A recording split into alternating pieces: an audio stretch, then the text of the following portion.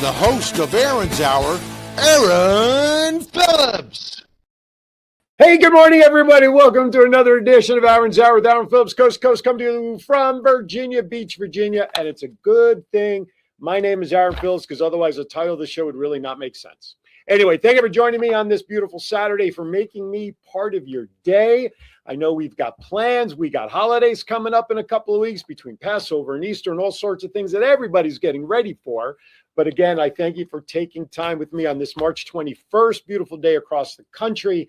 If you're on the West Coast, you guys are baking. If you're here in the Virginia Beach area, you're experiencing all four seasons in a span of about 10 hours every day for the last week and a half. Joining me today, you see, I am not alone. I'm never alone. I'm always by me, myself, and I. We have a great time, by the way, if I'm ever alone. But joining me today are two very special people. Today's show is all about a nonprofit called Foundation Fighting Blindness. We've spoken about them over the last year. I introduced them to my audience last year after relocating here. I got involved in emceeing their local walkathon to raise funds and awareness. And returning, she doesn't remember doing this with me on another show. I think we did this on Kiwanis Connects, but we got the big guy with us this morning. John and Deborah Laughlin join us. Good morning, you all. Good morning. Thank you for having us. Absolutely. Good to see you guys again. We have an action-packed show today, all talking about Foundation Fighting Blindness and the big fundraiser that's coming up in a couple of weeks already. Can you believe it? It's been almost a year since we were out of Mount Trashmore.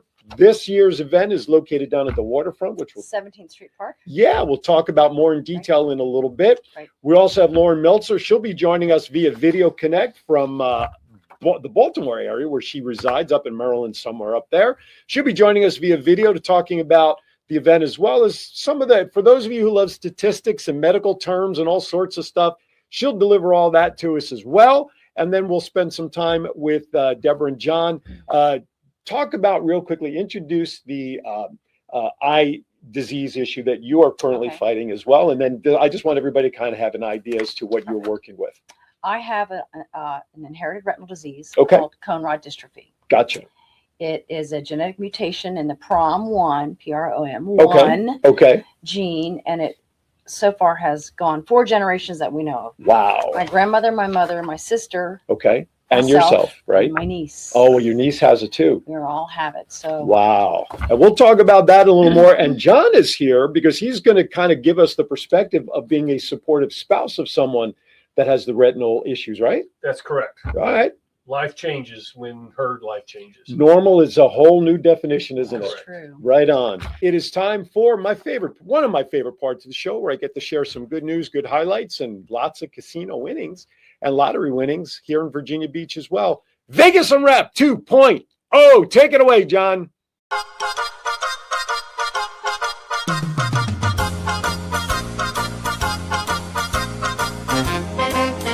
With a nod to the past and an eye to the future, here is Aaron Phillips with Vegas Unwrapped 2.0.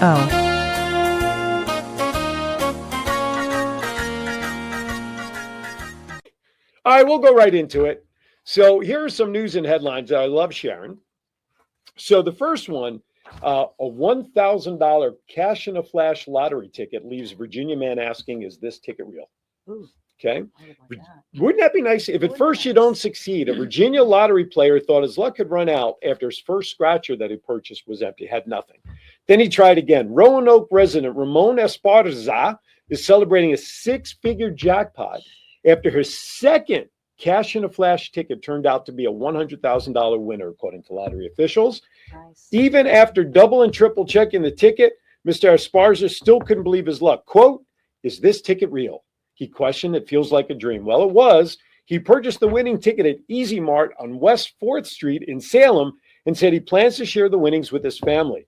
But for one Virginia resident, perseverance paid off, and the second time certainly was his charm. Now, one of the things I love sharing these stories here is, unlike where I came from in Las Vegas, Clark County School District in Nevada, here, proceeds of all winnings and all revenue generated by the lottery actually go to K-12 education, which is terrific. I'm so happy about that.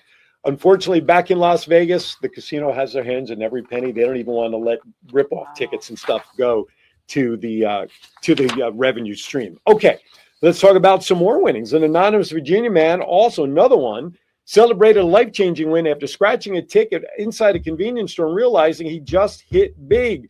The man won a $1 million prize. By the way, y'all, you guys and gals winning these big lotteries, if you're looking for a place for a little tax write-off, look up Foundation Fighting Blindness. He had $1 million prize playing the In the Money scratch-off game, and he purchased a ticket at a 7-Eleven on Timberlake Road in Lynchburg. He scratched the ticket right inside the store, and he looked at the ticket and he said, "Oh, I just won big." Could you imagine just standing there going, "Oh, I just won"? Heck no, man. I'd keep that to myself. Absolutely. I'd be getting out of Dodge.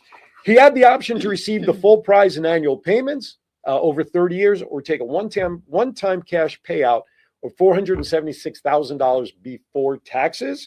He chose the lump sum. Retailers that do sell a winning $1 million ticket, they get 10% just for. No, I did not. They got a $10,000 bonus. That's 7-Eleven. So he won a $1 million ticket. Yep. And before taxes, his take home was $400. About $500,000, $476. Before taxes. Correct. Minus what, 30% roughly to round it off, another 100.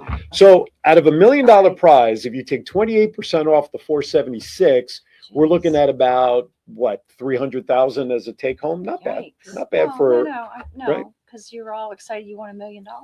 That's very true. And you just take home 300. I Not would- that 300 is chump change. No, I I'm was not going to saying say, that, I was going to say though, would seven we figures to six figures. more, but out of $1 million, you'd be losing 280,000 or 300,000 based on taxes. You walk out with about 700,000. Right. But age, I think, has a lot to do with how one makes the Sure, decision of that's lump true. sum and it does not say how Okay. young this individual is, but Right. maybe he had an immediate need. I don't know. But Okay. you're right. You have to look at all these different factors. I totally agree with you. But this is the cool part. The winner says he plans on using his winnings to buy a pool and a hot tub. There you go. So there you have it. That's a good way to do it. So mentioning the K-12 lottery profits in Lynchburg City, where this ticket was purchased, more than $9.4 million in lottery funds went to the K-12 education last fiscal year in 2025. Okay. Over $900 million for education for 2025 has hit the overall K-12 budget in the state for last fiscal year. So I know what Clark County School District could be using if they had that kind of thing going on back there. But Let's ask Bellagio. I'm sure they'll help you. oh yeah, they'll write a check.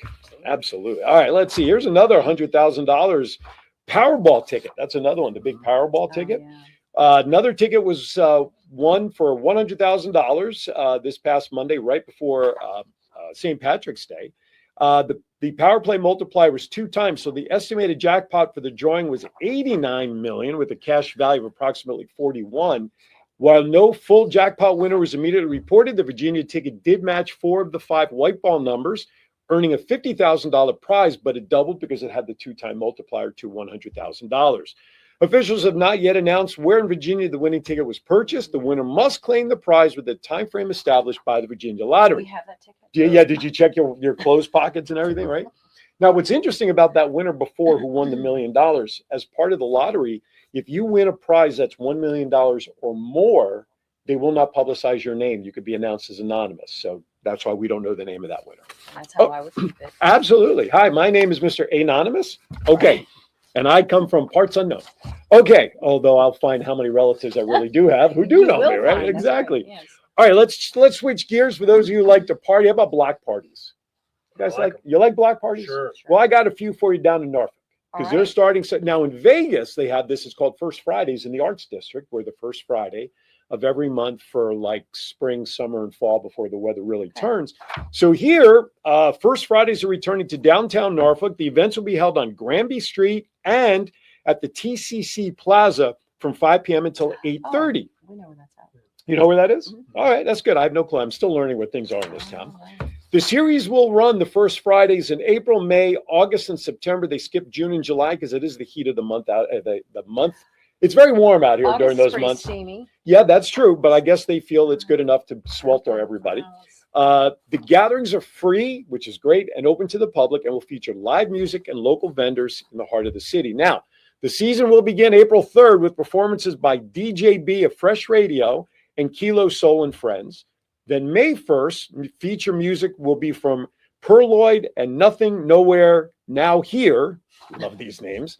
The series will take a midsummer break before returning on August 7th with a performance by Mo Faya. The season is scheduled to conclude on September 4th with Community Witch. Now, if you do want information, I encourage you to check it out on eventbrite.com and simply search First Friday's Tickets. That's that one. Last but not least, you guys into foodie? Are you foodies? Yeah, this weekend, starting after we get off the air today, because I want you to stay tuned to this all day, the Norfolk Street Festival returns down at Waterside. Yeah, this is a lot going on here. This begins at 2 p.m. for general admission on Saturday, and will continues again Sunday from 2 p.m. Both nights end at 8 p.m. So here you go. There's a lot going on. The #1 food festival in Norfolk is back, they say, and the 2026 Street Food Festival is taking over the entire Waterside district on March 21st. That's today. By the way, happy spring. It is March 21st, right? There you go. And 22nd for massive week-long food and entertainment experience. Now, if you want tickets, you can also go to eventbrite.com there as well. Search Norfolk Street Food Festival tickets. Say that 10 times fast. So they have 2 sets of tickets. You can get general admission. This is festival entry 2 p.m. You get a ticket for 1 free drink. Could be beer, seltzers, mixed drinks, soda, water, whatever you want. Now, if you want to purchase the VIP advance ticket, you get in at 12 o'clock, 2-hour early admission, 4 drink vouchers, $20 in food vouchers, free chocolate fountain, free hard seltzer sampling, axe throwing voucher, although I would try to do that before you taste some of the wines and drinks, though, that's for sure. 25% off merchandise, custom signature keepsake. Now, for kids, it is a family-friendly event, so children 10 and under are absolutely free and do not need a ticket. 21 and under guests must be accompanied by a parent or guardian. So check this out. You ready? Guests will enjoy, well, we talked about the food, over 30 food vendors offering $5 food items. So right away, the cost is great. Local art exhibits, interactive breakdancing shows, live bands, carnival games, silent disco, foods from all over the world. We know about axe throwing, March Madness game watch area, because March Madness basketball is going on, right? Yeah. Mechanical bull riding, slam dunk showcase, kid zone, artisan vendor market, eating contest, you name it. This is going to be great. So that's the Norfolk Street Food Festival this weekend, starting at 2 p.m. If you're going to wait after the show, or take me on the go, because I do end at 12 o'clock, where VIP admission will start till 8, and same thing tomorrow from 2 p.m. to 8 p.m. Check it out. And if you're not full of me yet at that point, if you're not going to go down there, 12:30 on Cox Channel, Cable 4, The Voice of 757 from 12:30 to 1 o'clock will be airing right after this show. My featured guest on that show today is Tim Ritter from FFX Theater. He'll be talking about the theater. I did not know that theater is a nonprofit. Did you guys know that? No, I did not. It's actually going to be very close to where the Okay. walk is. I They're did over not on know that. 16th Street between Atlantic and Pacific. Okay. Yes. I you tried had getting the mentioned that. Yes, pre-kickoff, you did. but That's correct. Didn't work out. So Yes. it's okay. Yeah. It's all right. We'll That be would've down been there. nice. Yeah, that's all right. We'll get down there for some other stuff. All right. That does it. When we come back on the other side, we're going to talk about Foundation Fighting Blindness. We're going to talk with Deborah and John about how this has all altered their life, whatever normal is. But first, when we come back, going to spend a little time with Lauren Meltzer. And then after that, we'll get busy with these guys. Thank you for watching Aaron's Hour. Don't go anywhere. More to come right after this. Men, are you disappointing your partner in the bedroom? Let's cut to the chase. Are you suffering from erectile dysfunction? 50% of men between the ages of 40 to 70 experience some form of ED. If you are experiencing ED, there is help without pills or needles to even worry about. Coastal 757 Aesthetics has new technology for men called Apex RF. Apex RF is a modern, non-invasive treatment that uses radio frequency to strengthen tissue from the inside out, resulting in better blood flow to the penis and a happier life partner. Call Coastal 757 Aesthetics at 757-481-4036 for a free consultation. That's 757-481-4036. Coastal 757 Aesthetics. Care for all phases of life. It's not just you're here for 2 years and you're gone. It's you have a community, you have a network. It doesn't matter where you came from or what you've done in the past. Everybody has the same opportunity here. The financial resources, the community aspect of it, really important for your first 2 years of college. And you get that at TCC. You know, we take family real serious here at TCC. We're a community, hence Tidewater Community College.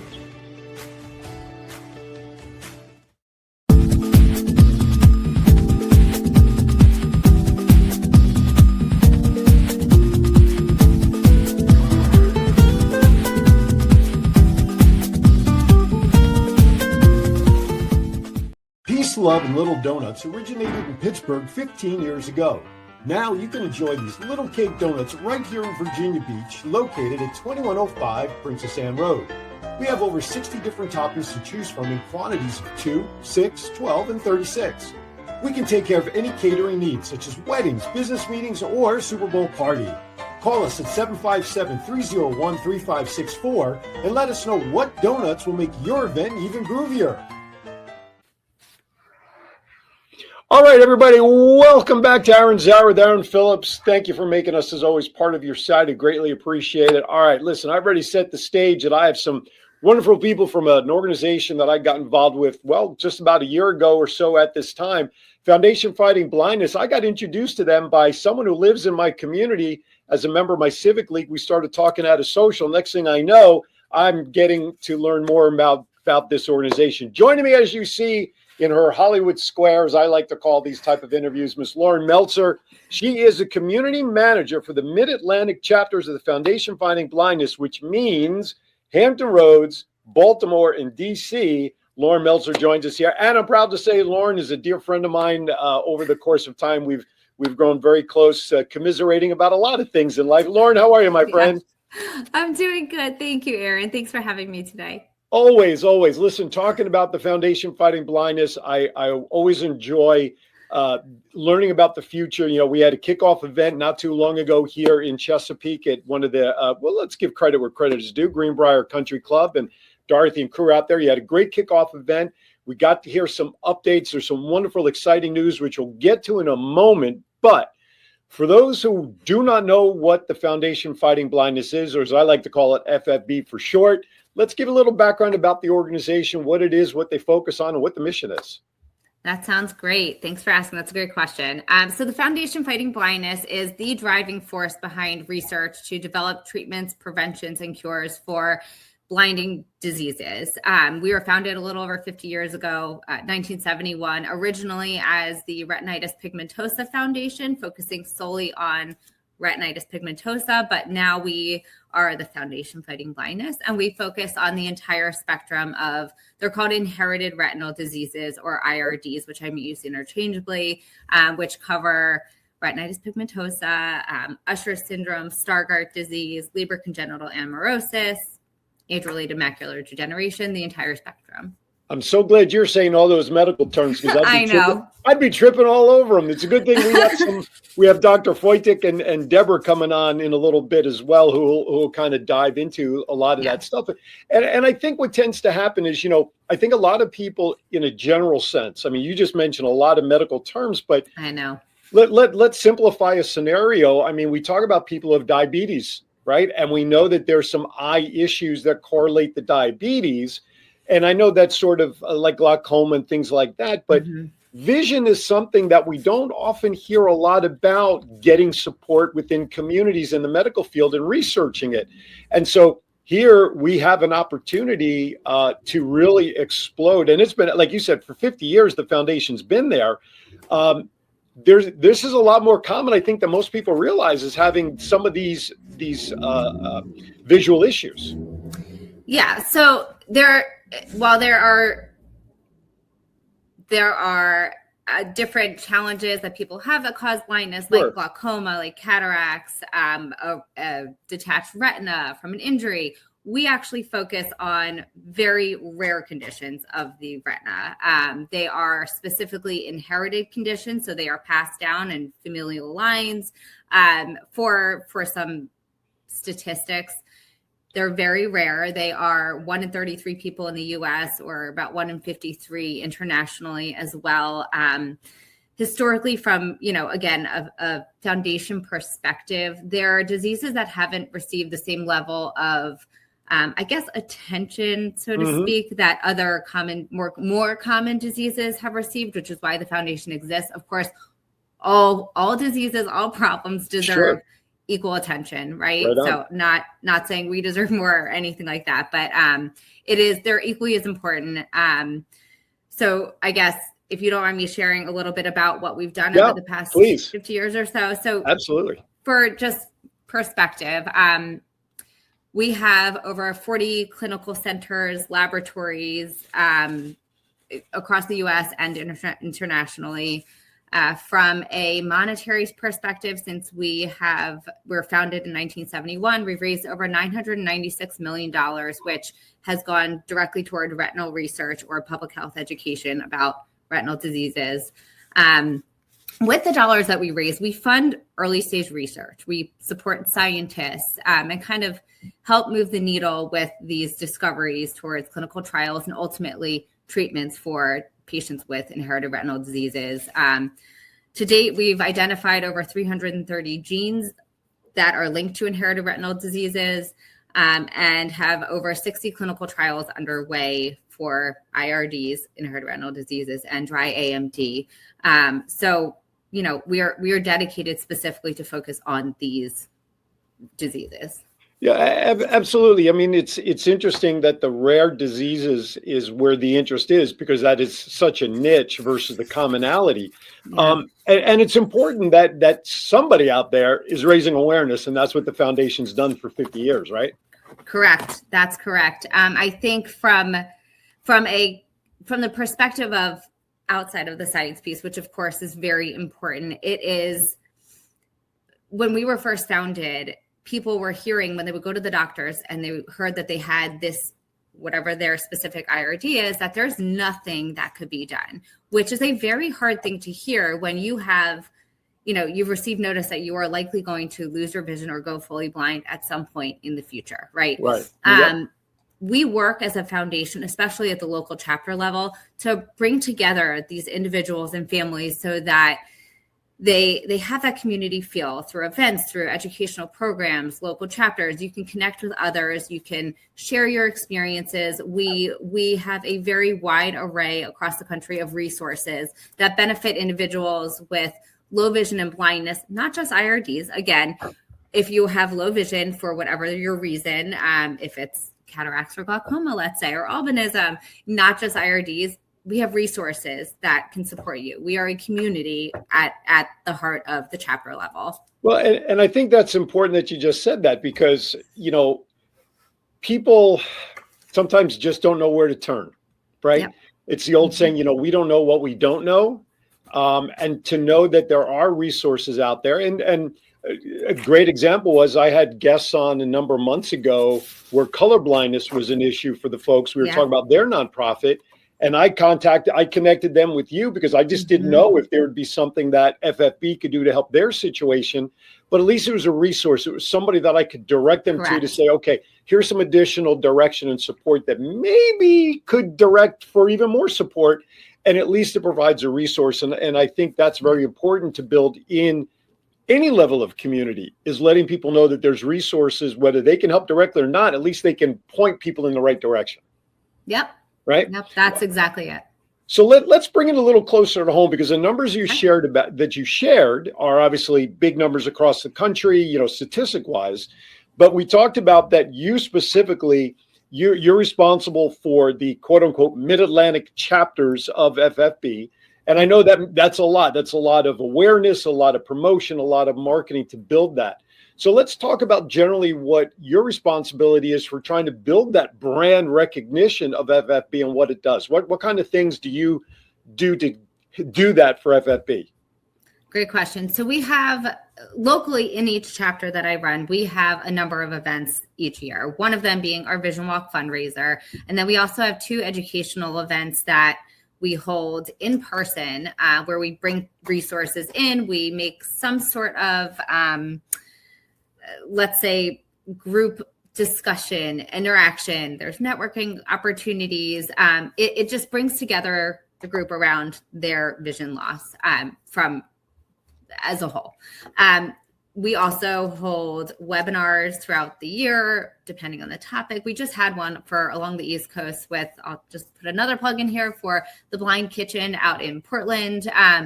She came on and she gave tips and tricks for living with vision loss in cooking and safety in the kitchen.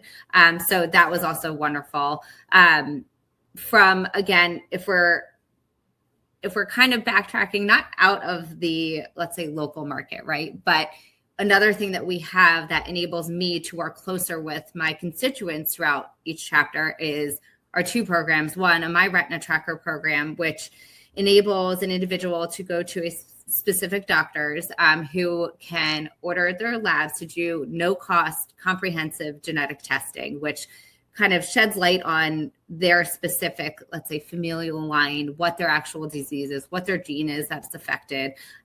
We also have, again, this is a I'm going to say a myth, in my opinion, across the country. When you're talking about finding out that you are going to lose your vision, or when you realize that your vision progression is maybe quicker than you anticipated, there is a mental health aspect of that, which is a very large, a large part of life, right? You're living with this day today. We have a partnership with Alma, it's about 25,000 licensed therapists work for Alma. It's a huge network. We have facilitated trainings for specific therapists throughout the country who are trained on low vision and blindness. These trainings were done by Rebecca Alexander and Charlie Kramer. And if you're familiar with our space, they're individuals who are also low vision or blind. No, I love that fact that you can pull all these different resources in from all over to provide their expertise. All right, so you talked about this thing called a walkathon. Last year here in the Hampton Roads area, it was at Mount Trashmore, and from the perspective, it was my first year that I was able to host it for you guys, and then I went up to Baltimore, and then this year we'll do the same thing with maybe a third one on the horizon, maybe up in DC. But it's such a great way to bring the community together. Let's talk about the upcoming walk here in town. Let's give some of the details regarding the local walk. Sounds great. So the local vision walk is on Saturday, April 18th. It's actually moved to 17th Street Park on the boardwalk in Virginia Beach, which we are really excited about. We're fingers crossed for a beautiful day, of course. It starts at 10 a.m. Registration is required, but it is free to register, of course, with the open, request to fundraise would be wonderful, or donate. But it's our 15th walk for the Hampton Roads area. We attract about 350 attendees. It's gone over 400 at times. It's a really great community event for Hampton Roads. I think our goal is 50,000. We're around halfway there. So we've got a little bit of ways to go over the next 4 weeks. Oh. Yeah, soon. So soon. We're right on it. But yep. There, from a walk perspective, this is not a 5K run, right? We're walking up a few blocks. I think 24th Street. I don't know for sure, but it's a short little walk. Sure. You do not need to walk. If you don't want to walk, you don't have to walk. It's about the community. It's about coming together. It is all fully accessible on the boardwalk. Kids bring their scooters. We have moms and dads and parents and with strollers, and there's wheelchairs. It is fully accessible.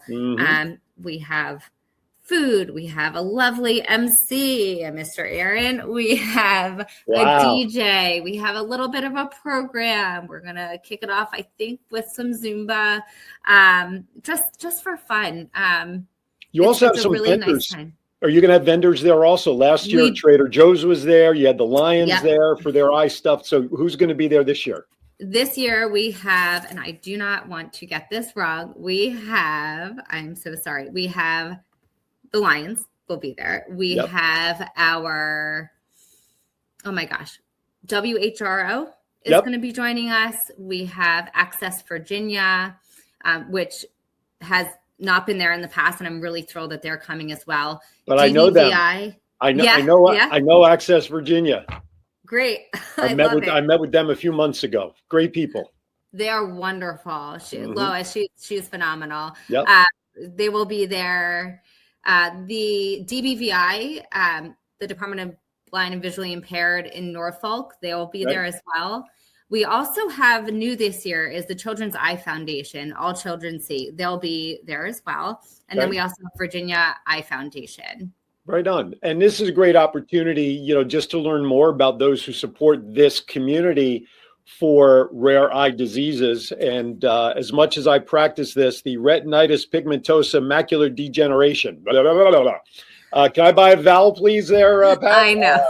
But I got through it. I practiced it. So I at least said it once without killing myself. So mark your calendars, April 18th, 10 a.m. Come down, support the event, check it out. Even if you have perfect vision, and I'll put that word in big quotes, you know what? You may know somebody that may need some information and they just don't know where to turn. Come down, say hello. I know there's plenty of incentives and giveaways, and maybe I'll even bring some extra special items to give away as part of the Aaron's Hour Voice and the Voice of 757 cohort of maybe give away some mugs or books. Or didn't I give away books last year? I think you gave away some books for the winners of some of our little. Well, I still have some additions if you want. I can bring some down. We can throw some in the basket, whatever. We'll have a good time. Let's just hope that we don't experience all 4 seasons of weather on that Saturday. Let's really cross our fingers. We are rain or shine with the caveat of if it is a dangerous condition, we obviously will. Yeah, it's hopefully we're not going to experience that. All right, let's give the local website for people who maybe just want to jump on and donate. Let's give some information how people can do that. How can we make donations? Let's go for it. If you go to you can literally Google this. It would be it's Hampton. See, this is. That's okay. No, you're good. I put you on. I will send it. No, it's totally. That's right. No, folks. It's okay. Hampton Roads Vision Walk, and there you go. Will be directed there. It is. We'll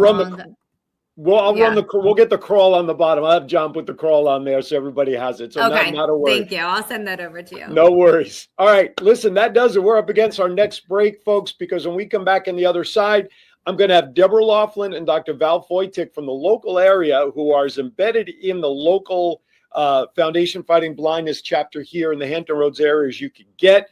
The doc, she's up in Suffolk, but boy, she knows what's going on medically. And Deborah, who is also a recipient of the support of Foundation Fighting Blindness. And doesn't she hold an office for the local organization too? She's a chapter president. There you go. So you can't get more important than that. Lauren, thank you for joining us today. As always, it's great chatting with you for an update. I guess I'll see you in a couple of weeks. Sounds good. Thank you. All right, everybody, don't go anywhere. More here on Aaron's Hour regarding Foundation Fighting Blindness right after this. Men, are you disappointing your partner in the bedroom? Let's cut to the chase. Are you suffering from erectile dysfunction? 50% of men between the ages of 40 to 70 experience some form of ED. If you are experiencing ED, there is help without pills or needles to even worry about. Coastal 757 Aesthetics has new technology for men called Apex RF. Apex RF is a modern, non-invasive treatment that uses radio frequency to strengthen tissue from the inside out, resulting in better blood flow to the penis and a happier life partner. Call Coastal 757 Aesthetics at 757-481-4036 for a free consultation. That's 757-481-4036. Coastal 757 Aesthetics. Care for all phases of life.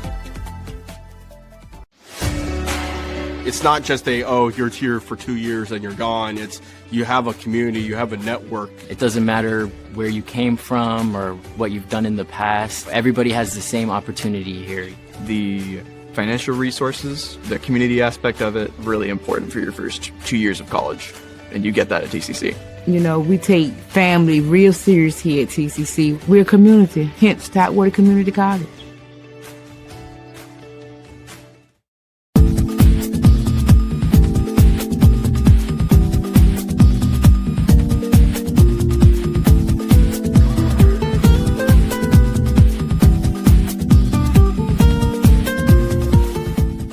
Peace, love, and little donuts originated in Pittsburgh 15 years ago. Now you can enjoy these little cake donuts right here in Virginia Beach, located at 2105 Princess Anne Road. We have over 60 different toppings to choose from in quantities of 2, 6, 12, and 36. We can take care of any catering needs, such as weddings, business meetings, or Super Bowl party. Call us at 757-301-3564 and let us know what donuts will make your event even groovier. You're watching Aaron's Hour. Hey, we have a live read to do. So, John, if you'd put up the Elite Financial Services logo. If you're serious about building wealth, protecting your money, and scaling your business, you need strategy, not just a tax preparer. Laurel Brushingham, the person to my left, CEO of Elite Financial Services LLC, and her team love to help individuals and entrepreneurs build financially elite lifestyles. They specialize in personal and corporate taxes, including S Corps and C Corps, strategic tax planning, bookkeeping, credit repair, business credit building, proper business structuring, securing real business funding, and may even come over and cook dinner at your house. And for those ready to step into the industry, they teach taxes and provide professional tax software nationwide.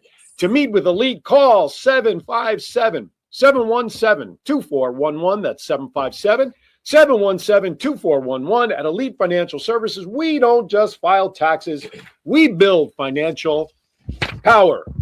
All right, welcome back. Thank you very much, Lauren, for that time with us, letting us know what's going on from an upper level of Foundation Fighting Blindness. We appreciate that. Lots of good stuff as we set the stage for the April 18th walk, and we'll turn our attention here to Deborah and John. But first, before we do that, normally I speak with my buddy John in Las Vegas at the beginning of the show, but apparently he had a technical issue with a mouse. So now I want to bring him in because no show is complete without hearing the wonderful tones of John JPEG Styles. Mr. Styles, what's happening in Vegas? You had record heat this past week. Hi there. Hi there. Long time no see. How'd you deal with 94 degrees? Short sleeve shirts. Yeah, I noticed the thermals are not on this week. Stay inside. You know, right? Mad dogs and Englishmen go out in the noonday sun. No, it's it's heating up pretty good here. This early in the year, I'm afraid we're going to have a killer summer. I can't even think about my electric bill. I just had a $500 electric bill for the month of February, and we experienced all 4 winters in a span of about 10 hours one day last week. So I'm looking forward for the weather to settle down. Okay, go away. I'm going to finish the show with these two. Well, it's about time. I'm telling you. All right. Thank you. It's a commune of errors around here. Anyway, listen, to my left, Deborah and John Laughlin. Deborah is the current president of the local Foundation Fighting Blindness Hampton Roads chapter and the chairperson for this year's walk. You've been like the chairperson ever since the inception of the walk? Since 2012, There since you we go. started in Virginia Beach. 15 years, right? Yes. Lucky 15. And her significant other who, as they say in the vows, through health and wellness, through thick and thin, and through death do us part, John Laughlin joins us because I think it's an interesting perspective. You know, we talk about the medical side and the findings and the research and all that, but we don't really get a chance to talk with other people within the household that's dealing with this. And thank you for coming on to share some time with us. No problem at all. It's been a journey for both of us. Sure. With her vision declining, it was over time, so it wasn't sudden. Right. And your role as a spouse or support person has to change because I have to be her eyes for her. Sure. And that includes just walking down the street. I have to let her know when there's a curb to Right. step down, curb to step up. Sure. And it's just in the house as well. I spend at least 7 to 8 minutes a day total looking for her coffee cup. Because she'll take her coffee cup with her, put it down, go somewhere else, and now she can't find Put LoJack on it. That's right. That's right. I'm going to put an Apple tag on it. Yeah. There you go. So we'll get into more about that and what the journey's been like. So just recap for those of us joining late in the show. Talk about the kind of eye disease and issue you're dealing with, and then we'll get into some of the facts and figures of things of what's going on. My particular eye disease is called cone rod dystrophy. Okay. It is an inherited retinal disease. Okay. It is a genetic mutation that is prominent in my family. It's a PROM1, which is probably more information than you need. And it started, that we know, with my grandmother, to my mother, to my sister, to myself, Wow. and to my niece. So it's Wow. been 4 generations. Okay. And what we're losing the cones and the rods in our eyes. So if you think Okay. about a camera or a TV, Okay. right, and all the little pixels, Right. the photoreceptors are your little pixels. Sure. And so the cones are central vision. Okay. So that's why I read like this. Okay. Because here's my big writing, That's which I right. still can't read. Reader's Digest version of font. You already know it's Right. yeah, and I still have to do that. That's to it. okay. And then my rods, which are your night vision, Okay. and movement, are the peripheral vision. So we're losing both of those. So I'm Gotcha. losing this is where I see Okay. there because I can't see you or Right. him. I just know you're there. Just And I don't Or see lumps. the screen, correct? So I don't have central vision Okay. or peripheral vision. So how far out in front of you can you see realistic? I mean, you brought the paper to your nose, Sure. but well, that is so when reality you though. think about it, Right. if you had to read, if you put those glasses on right there, Which ones? The one with The the tape or one- without the tape? they both have tape on. Do they? Yes. No, That's there's only one macular with tape. degeneration. No, Okay. turn around. There's tape on both. See? Oh. Blind Oh, it's people- on there. It is there. No, I see it now. Oh, okay. I see it now. Sorry. So, well, if you think about it, I have to read using my peripheral vision. So that's why the font has to be so big. Gotcha. Okay. Okay. So like if I want to look at a stop sign, to look at it straight on, I can't see it. So I have to look up to the right a little bit. That's where my best vision is. See, part of my problem is taking my glasses off, and I, No, I don't you have can the put 'em best. on vision. over your glasses. Can I? Yeah. All right. Then my So wife's they going to wonder why I got They prints all don't over my match your, glasses. oh well. No, that's right. It's good. Okay, There now we go. you put the dot in your that's your the big round dot is your where your pupils should be, right? Wow. So that's your Right. vision that you don't have. Wow. So the vision on either side is now try to read that. Go ahead.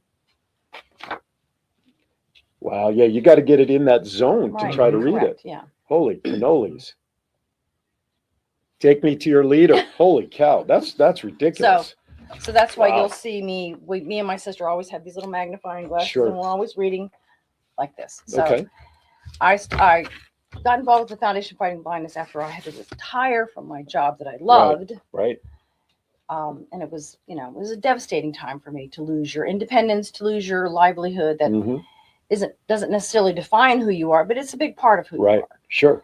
And I needed something to give me hope. So I started with the foundation, went to some meetings, went to some vision walks and said, ooh, I think we have a need here Mhm. in Virginia Beach. There's a lot of people here that have vision loss. There's a lot of people that don't know Right. about the spectrum of vision loss because most people think you're blind or you're not. Right. You either see or you don't. Right. So And there's a lot of the common eye issues through diabetes with glaucoma or this or that. Right. And this goes far beyond that. correct. That- The most common or the most common degenerative retinal disease that people know about is macular degeneration. Right. So there's age related that happens actually as you age. And there is a genetic component to that as well Mhm. as lifestyle and environment.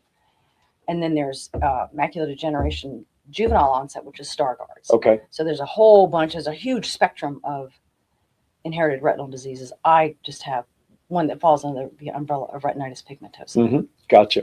So- John just shared a comment in the chat room that came through. It says, it's amazing there are tools to help others understand what they are seeing. Oh, that's true. I was at the kickoff meeting a few weeks Right. back at Greenbrier Country Club, and the doctor, Wojcik. Dr. Oh, Dr. Wojcik was Rowe. there, Dr. Rowe. He Mhm. spoke and showed pictures of a good retina and a damaged retina Oh, in the blood. I mean, it was just fascinating. Sure. I had diabetes in my family. When I dropped and shed all my weight, diabetes left my body, so to speak. My endocrinologist warned me, just because clinically or not doesn't mean it can't come back. Right. But ever since then, the glaucoma thing was always in my head. And with what I do for a living, I can't risk any damage. So I'm always very aware of my eyesight, that every Right. time I go annually, I don't care what the smallest change is, I'll spend the money for a new pair of glasses just to keep the tool strong for my eyesight, no matter the change. So, and mine is a relatively normal one, but to hear all the cases and the research and the studies coming Sure. up, I mean, it's fascinating to hear as an outsider what's going on with the research. The research is exciting. Yeah. I shared with you earlier that my Mhm. sister and I are potential candidates for an upcoming clinical trial. Right. Blue Rocks Therapeutics has managed what they call pluripotent stem cells. And so what they've done is they've taken adult human tissue skin cells Right. and they've reprogrammed them back to embryonic stem cells, which Wow. is a more politically correct way to get embryonic stem Okay. cells. And these cells can then become whatever you want them. Well, not whatever, but I think they've gotten them to become neurotissue Gotcha. for Parkinson's Okay. and photoreceptors, which is what I need. Gotcha. But there's potentials for them to become heart muscle tissues, neurotissue, things like that. Got it. Well, stem cells generally can be used in a lot of repair Right. within the body, right? Correct. So it's great that they can utilize them in so many different areas, but more importantly for you, Right. and we talked about this before we went on the air, if you are able to get into the trial, you're talking like major change within the 2-year trial period, Right. potentially. Right. So that's when will you know? How does all that work for someone to get into a trial? Well, they have to review my records Okay. to make sure that I fall within the parameters Gotcha. of their trial study. And then I go down and I have to now have another battery of tests. Okay. They need to look at my eye. I have to have some blood work to make sure that any of my coexisting diseases don't affect the trial. not Okay. get on correct. Right. Then we would get into the trial. So probably maybe 6 more months. Okay. So we will, and it's my sister and myself that will be going. Okay. So we'll either go to Miami or Philadelphia. Okay. We have to be there 2 weeks for the first initial Okay. transplantation, Okay. and they transplant the photoreceptor or the pluripotent stem cells into your retina, Okay. and then you're there for 2 weeks to make sure, of course, there's no untoward effects. Gotcha. Then you come home. Okay. Then you have to go back once a month for them to measure your How long is the follow-up? for 2 years. Okay. So the whole process of the first 2 years of making sure you're Right. viable and Sure. they do the Right. implant, and then it's another 2 years of follow-up. Right. So obviously with you being involved in FFB locally for the last 15 years, when did you start seeing symptoms? I was first diagnosed in 1996. Okay. And what And were at some of that the first time- symptoms? so- Yeah. I always wore glasses, Right. and I figured, like you, Right. oh, I can't see. I must Tired eyes or I must something. need my prescription changed. Sure. Sure. So I went to see my optometrist, Mm-hmm. and you know how you go in and you look at those little books that have the little dots all on Yep. them, right? You can see the numbers. Mm-hmm. I couldn't see the number. I'm like, I kept Okay. flipping the page. I'm like, wait a minute, where's the numbers? Right. And then she said, it's okay, it's okay. Took me back to examine my eyes and said, oh gosh, your retina looks terrible. Oh boy. So she called one of my eye doctors at the time, Dr. Reddy, and said, I'm going to send and we worked together for Okay. years. So I went down there immediately, and he looked at my eyes and said, oh my gosh, this is awful. I'm Wow. sorry. I'm like, oh, okay, well, surgery? He's like, mm-hmm. No, it's more than that. So now Yeah. she gives you this news at home. Oh. Correct. What was your reaction to this devastating news regarding her situation with her Well, sight? it as I said earlier, it changes your daily life. Sure. Even though it was gradual, the line still was fairly steep going down. So, just around the house helping out. Obviously, it restricts her driving.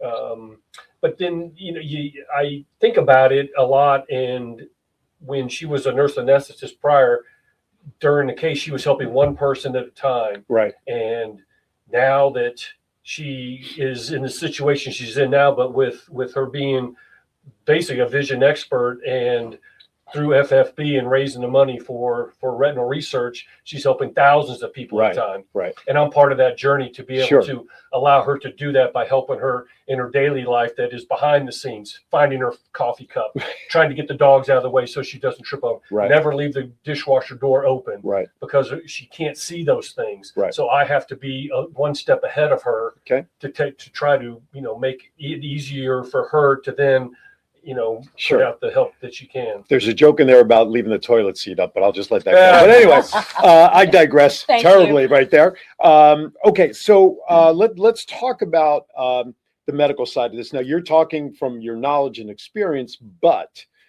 there is a medical personnel who is very much involved with everything. Yes. That's kind of staying on top of that. Let's talk about our Dr. medical Val. chair, Dr. Valerie Foytik, who Yep. is my low vision optometrist. Right.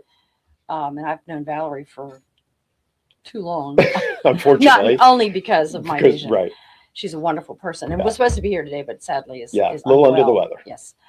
So Val is our medical chair, Right. and you met her. Yes, yeah. you met her last year as Yeah, well. absolutely. Very knowledgeable. Hmm. And I asked her when they just said, "Hey, let's have a vision walk here. Would you be the chair?" I'm like, "Oh, I don't know. What do I have to do?" And one of the things was to find a medical chair. Okay. And so I just called her on the phone and said, It was natural. "Would you do this?" She's like, "Sure." There you go. I mean, it wasn't like, "Well, here's the job description." Right. She's like, "Yeah, no problem." Okay. And that was it. Well, she was in right from the beginning. She was in right from the beginning That's great. and never missed a step Okay. and has just been a true supporter. April 18th, 17th Street Park is the Vision Walk here in Virginia Beach, as we talked about. You can go to fightingblindness.org/vision walk and walk, get that denture fixed, and look for the one in Virginia Beach. You can make a donation. Now there's registering, but there's no fee to register. I correct. mean, it's a Registration's nice walk free. pretty much on the cement walk. It's not really a boardwalk like you would think. But it is down on Waterside and Niceview. Let's hope we don't get all 4 seasons on that day. Let's hope we get deep. Last year, I remember, it was windy as all get out at Mount Trashmore, but the temperature was great. I saw pictures. I'm wearing shorts on the stage. Okay. So hopefully the weather will hold pretty nicely. But let's talk about 10 a.m. is registration, right? Correct. You can come and register the morning of if you wake up and decide, right? Absolutely. Right? Mhm. It is pet friendly. Yep. So if you want to bring your Absolutely. pet friend, bring your strollers with the kids, whatever you want, right? And we have music and food. Yep. And some vendors will be there too, I Vendors will be understand. there, yes. But more importantly, or just as important, we have some sponsorship opportunities as well, right? Correct. You can be a presenting sponsor for $20,000. You get an opportunity. This is called the Champion Package, or you get the Champion Package plus inclusion in all pre-event e-blasts, opportunity for executive to be an honorary walk chair, gala and special event tickets. Then you can be a champion for $10,000, captain for $5,000, booth sponsor for $3,000. So if you want to come out and have your wares out there, you can do that. Leader sponsor for $25,000, a partner for $1,000, a supporter for $500. But again, you can send an email to Lauren, who you heard from earlier in the show, at Meltzer, MELTZER, at fightingblindness.org for any information, or you can call her at 443-539-8547, visionwalk.org. So come out, be a sponsor. And the Vision Walk and Foundation Fighting Blindness is a 501c3, correct? Correct. Which means your donations can be, consult with your tax advisor, tax deductible, right? So it really is a fantastic opportunity.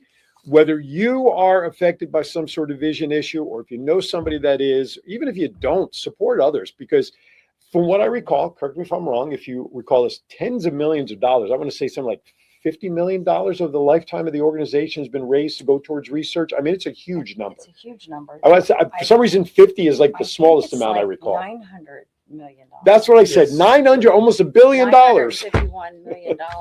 Vision Walk, Yes. Hampton Roads, Right. has raised over 900,000. Honestly, if it wasn't for COVID, we really kind of lost our Sure. mojo. As everybody did.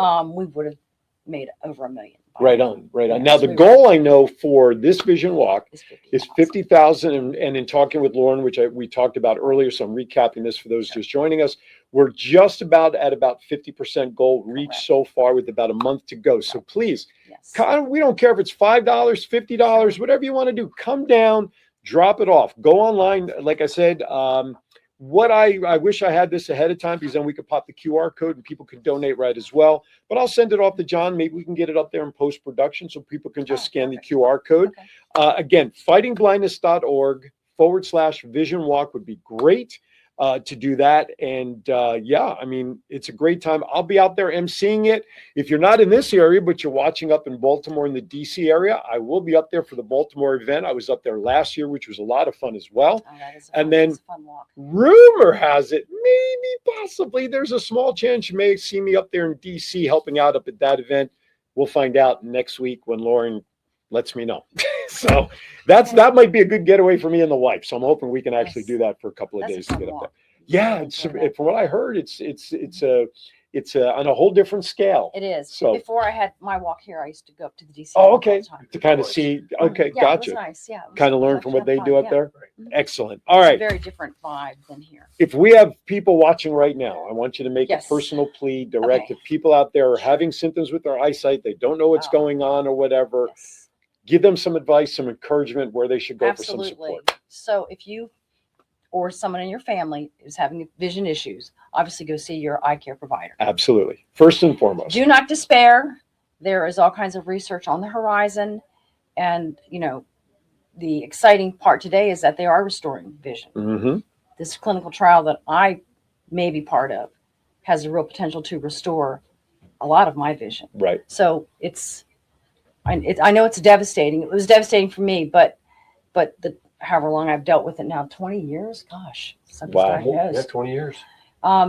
We've come a long way, baby. Mm-hmm. So yes. Let's keep it going. Let's keep the momentum going. And just remember, all research advances science. Yes. All research advances science. Absolutely. And if it's not for the eyes, it could be for other things. Right. Just because it doesn't work for my disease, it could work for somebody else's. So Absolutely. All right, we got to wrap up. 2 quick questions for me, and then we're going to say goodbye. Number one, who's your favorite superhero, Batman or Superman? oh, Batman. Very good. Good answer. Good answer. You saw that very well. You didn't need a cue on that. I think somebody told me when I walked in. Last but not least, this is one of the only serious questions I ask for that stuff.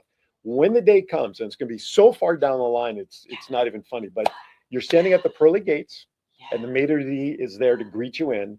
What is it you'd like to hear them say to you upon entering the pearly gates? Welcome. There you go. John, how about for you? Come on in. That's right. I'm leading her in. You're going to take her right in with That's you right. too, right? No, Excellent. I'll be cured by then. That's right. I'll find That's my right. own. There way. you go. Especially in the afterlife. That's right. Oh yes. Right. We're especially- perfect in the afterlife, right? Absolutely. All of our As I ills step and across, I'm good. it is so funny. After my mom passed, and my mom passed after having double amputation because of diabetes, the whole thing. I had literally had a vision of her where she came up in my dream showing that she had both legs. Everything was fine. She still had her memory, even though physically she looked like she did 30, 40 years prior before all the illnesses. But so I totally agree with that. All right, with that, Absolutely. that's enough of that stuff. Let's get out of town. Let's get back to enjoying our Saturday. Listen, thank you guys Thank for coming. you. It's great Thank to you see you. very We'll see you in a much. couple of It was weeks awesome. down at Yes, the beach. we will. Again, everybody, Bring your party that's shoes. absolutely fightingblindness.org/vision walk, or Lauren Meltzer, 443-539-8547. All right, next week's show here at Aaron's Hour, my friends from Tidewater Community College will be on with a little twist. We're going to talk about an organization, nonprofit called TBOC, Taking Back Our Children. April 10th and 11th, they have a weekend event going on where Saturday, they're going to be down at the TCC campus in Norfolk doing all sorts of seminars, teaching the kids in the community about music, communications, entertainment, and bringing back the music program within our inner cities here in Norfolk. That does it for me. I'm going out to Norfolk today to get down to that foodie fest. Honey, pack the car, girl, because we're going down to eat for cheap today. You're watching Aaron's Hour. As always, be kind to everybody. Why? We're all we have. We'll see you next time right here on Aaron's Hour. Thank you for watching. Have a great Saturday, folks. Thank you.